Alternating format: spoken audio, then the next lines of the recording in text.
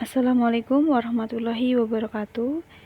Saya Asmarita dengan NIM 1816000083. Di sini saya akan menyampaikan hasil tugas mata kuliah metode penelitian dengan judul pengaruh hutang dan likuiditas terhadap laba perusahaan telekomunikasi yang terdaftar di Bursa Efek Indonesia tahun 2012 sampai dengan tahun 2016. Langsung saja, 1. Rancangan penelitian. Pada tahap awal, penulis merencanakan desain penelitian yang akan dilakukan oleh penulis untuk mencapai tujuan penelitian ini.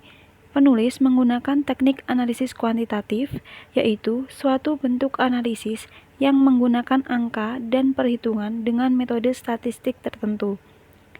Data kuantitatif harus diklarifikasi dalam bentuk kategori tertentu dengan menggunakan tabel tertentu untuk mempermudah analisis program SPSS. Untuk mengukur persepsi dari responden yang telah dikumpulkan menggunakan skala Likert, Sugiono, tahun 2016. Yang kedua, populasi, sampel, dan teknik pengambilan sampel. Populasi. Pada penelitian ini sebanyak 6 perusahaan telekomunikasi yang tercatat di Bursa Efek Indonesia tahun 2012 sampai dengan tahun 2016.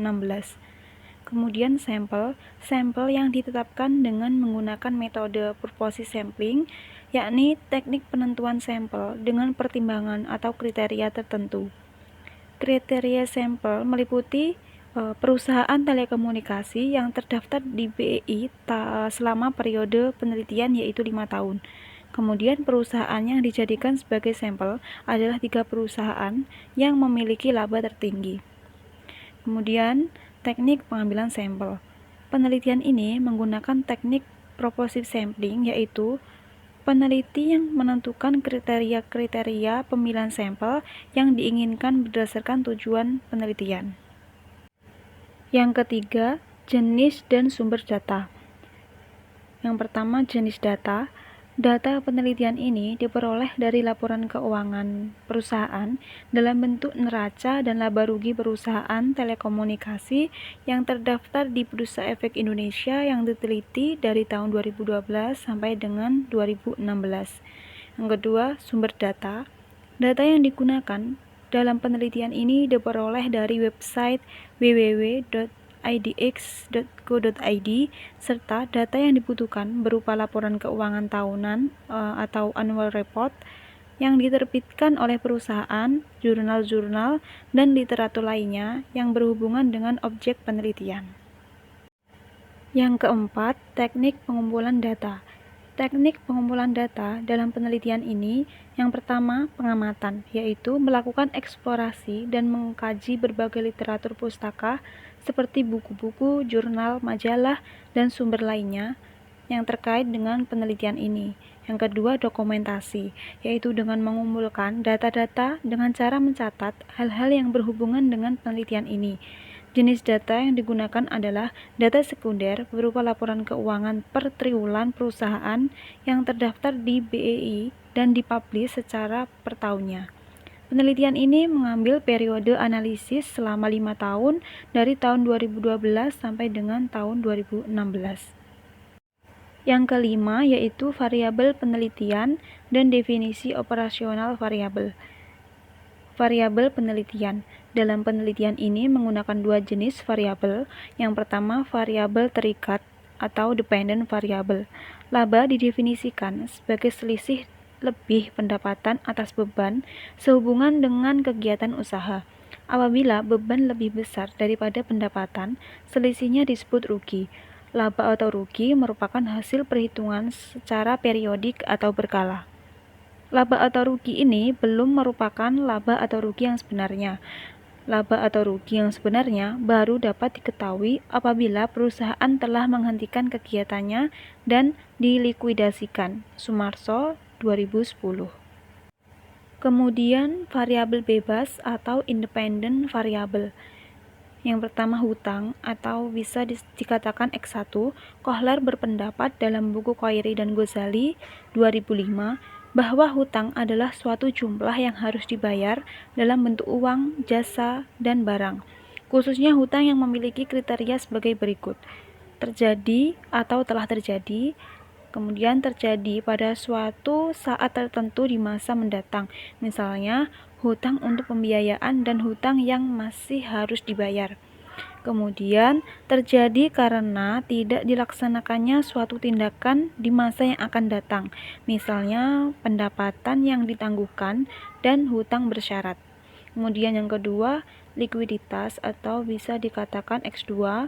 S. Munawir 2007 mendefinisikan likuiditas adalah kemampuan sebuah perusahaan untuk bisa memenuhi kewajiban keuangannya yang harus secepatnya dipenuhi, atau juga kemampuan perusahaan untuk dapat memenuhi kewajiban keuangan pada saat ditagih. Kemudian dari definisi operasional variabel. Definisi operasional yang digunakan dalam penelitian ini adalah variabel independen, yaitu hutang dan likuiditas. Sedangkan variabel dependen, yaitu laba perusahaan telekomunikasi yang terdaftar di BEI tahun 2012 sampai dengan tahun 2016. Yang terakhir, yaitu teknik analisis data. Teknik analisis data dalam penelitian ini adalah dengan menggunakan teknik analisis kuantitatif. Analisis kuantitatif dilakukan dengan cara menganalisis suatu permasalahan yang diwujudkan dengan kuantitatif. Yang pertama, analisis keuangan. Analisis keuangan dilakukan dengan menghitung variabel yang terkait dengan penelitian yang diperoleh dari laporan keuangan perusahaan tahun 2012 sampai tahun 2016.